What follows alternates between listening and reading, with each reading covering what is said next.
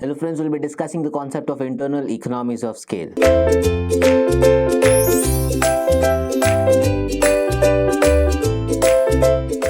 What do you understand by internal economies of scale? As we have already known that internal causes in relation to increase or rather decrease in the causes or rather increase or decrease in the average cost of the output or average cost of production with increase in size of the plant or increase in the size of the output. So here internal economies will refer to the reduction in the average cost of production because of either size plant increase or the output being increased. Now let us understand what exactly it means. So internal economies of scale are associated with the expansion of the scale of output of the firm. They are derived indirectly as a result of expansion of the industry to which it belongs.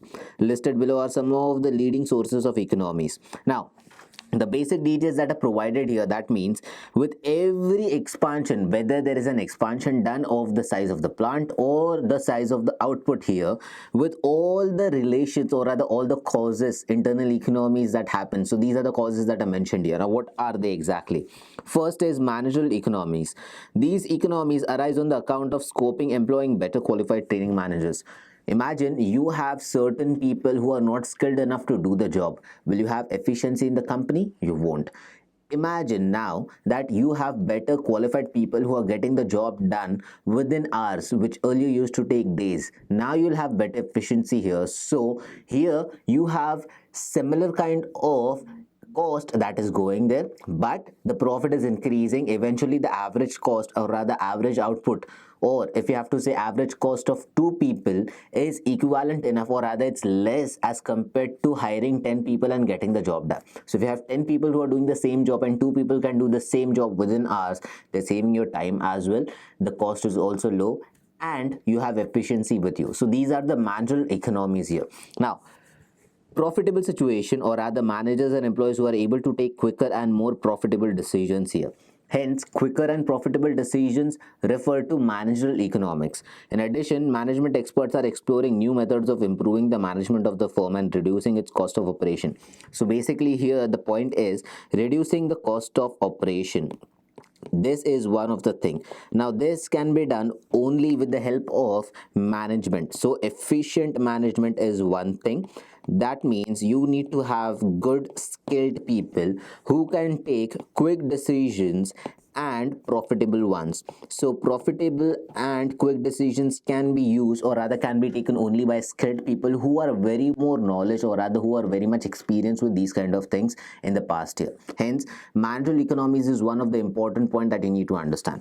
Now the next part refers to financial economies. Financial causes. Earlier managerial causes leads to reduction in the average cost of production. How does financial economics or rather financial causes helps you in reduction in the cost of production? Let us understand that. It is a common knowledge that most firms have to depend on borrowed funds. You do business, you don't put your money, you borrow funds and then you do the business. The lenders, while deciding the rate of interest to be charged on their loans, give due importance to the credit worthiness of the borrower. Now this term credit worthiness refers to, are you able to repay the money, or rather will you be able to repay the money in near future on time? Are you credible enough? Can we lend you that much of money? Can we charge that much of interest and or rather low interest rate and give you that much of money, and can we expect that kind of returns from you? This word is known as credit worthiness. Now, and other things being equal, bigger firms enjoy greater credit worthiness. That means the more established a firm is, the more funding it can procure. The new established or rather newly established firm will have less credit worthiness because people are not aware about these companies. For example, let's take a new bank comes into the picture here, maybe some other XYZ bank, and a bank which is already established from last 20 years. Let's take for example HDFC is already established since last 20 years. Whom would you bet on? If you have to give money to some company, will you give it to HDFC or will it be transferred to some bank which is just right now established here, considering the situation that most of the banks are going under scams and they are shutting down. So this is the credit worthiness that you need to check. So the big the player, the big the credit worthiness here. Accordingly, they are able to borrow, or rather they are able to borrow on lower rates. Now, bigger the bank, better the established it is, it has more bargaining power to control the rate of interest. Else, if you are a new player here, you need to understand whatever rate of interest they are providing or the lender is providing, you have to take that interest rate. But if you have already established, if you have a market value of your own, you can bargain the rate of interest. You can absolutely charge that you will take this money only at this rate of interest and you will provide this much of profit. This is what your bargaining power will be if you are established here. Now, for the same reason, they have opinions, or rather also have the options of raising additional sources through equity capital. If the company is already established, they can absolutely link themselves with the stock exchange and raise the funding from public itself through issuing shares here. So this is one of the additional thing where you can reduce the cost as in financial thing. Now, capital is one of the factors of production that can reduce your cost. But if you are taking capital from lender who's charging you higher rate of interest, eventually you have to pay that rate of interest, and that is bringing up the cost of your product here. Indirectly, not directly though. Hence, you need to see better options whereby you can get lower rate of interest, first part, whereby you have greater credit worthiness. That means you need to get more funding with less documents, less paper, and less rate of interest. So this is what you need to understand. Now, the next part refers to technical economies. With an increase in the scale of output, the choice of inputs and their varieties become wider for the firm. With an increase in the scale of the output, that means the output is increasing here, the choice of input and the technology that is used, so both these things have to be chosen in very specific manner. Now, inputs can be 1, 2, 3. You have 3 different inputs. Which one is the best input for your product, and which technology can suit it, or rather can be suitable for either of this factors of production, has to be considered. So it should go parallel, it should go hand in hand. Only then you will be able to make a wise decision whether the cost is going to reduce or whether the cost is going to go up. So for example, if product 1, or rather input 1, is more suitable with technology 3, which is the recent one, you will take that option because it is more suitable with that and the technology is new. So it is going to give you more of supply with less of cost. But if the product 3 is cheap and it is used with technology 2, which is a little more expensive in making the product, not the technology itself, but the process is a very lengthy process, but both these things are very cheap. So you need to understand it is going to take a lot of time for you to go ahead and build so much of product, considering that you have to be into a cutting edge competition with your rivals here. So you need to select the products very wisely here.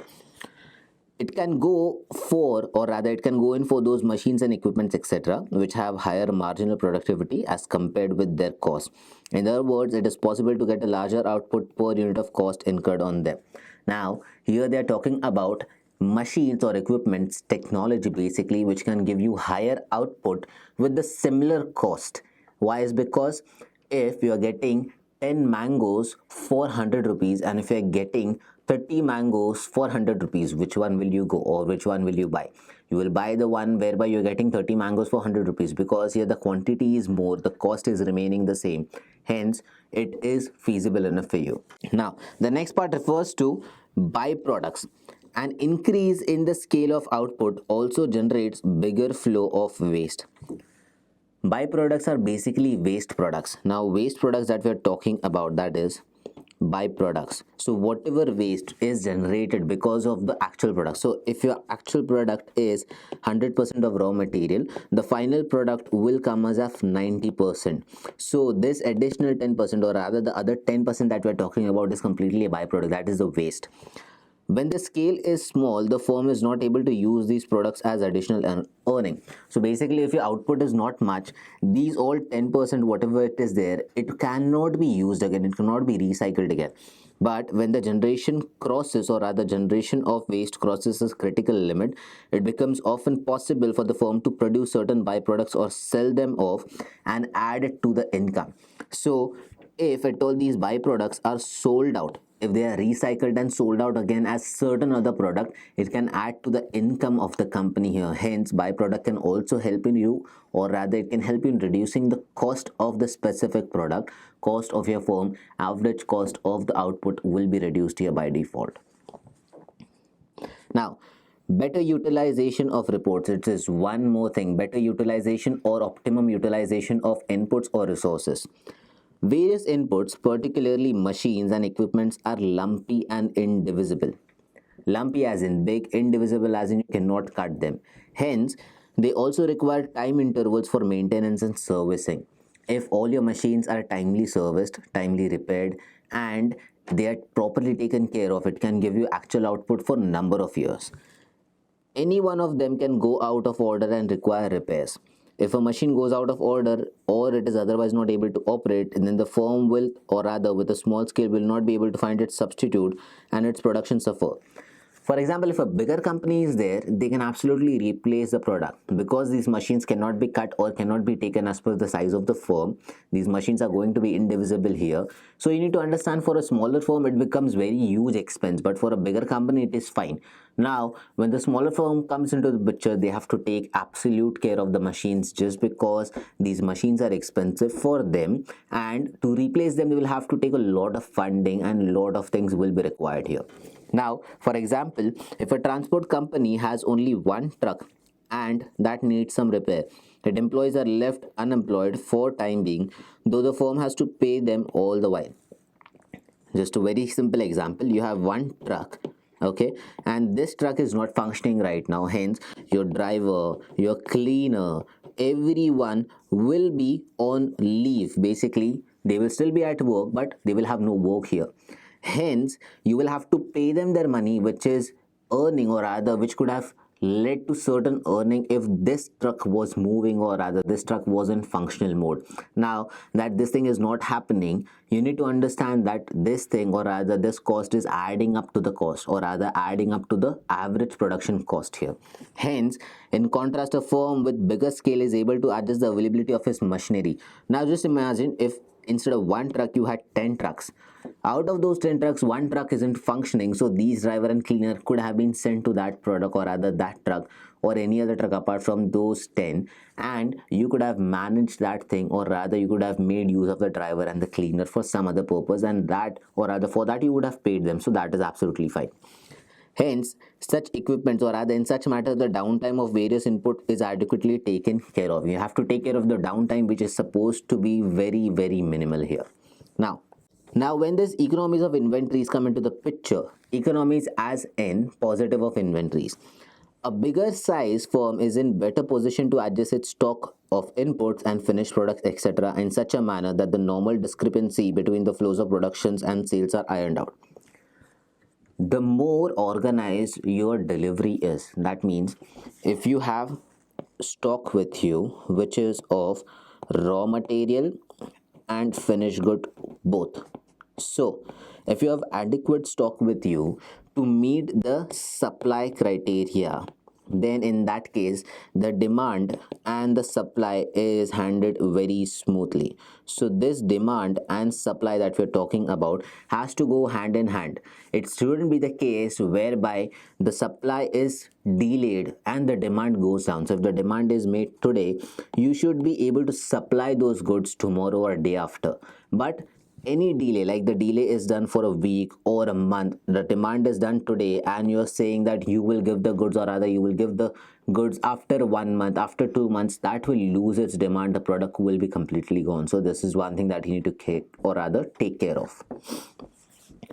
Marketing economies. Marketing is one of the most important factor in any business. You need to understand that every time a company has to go through any kind of funding, any kind of establishment, any kind of positive review, marketing is one of the major important concept.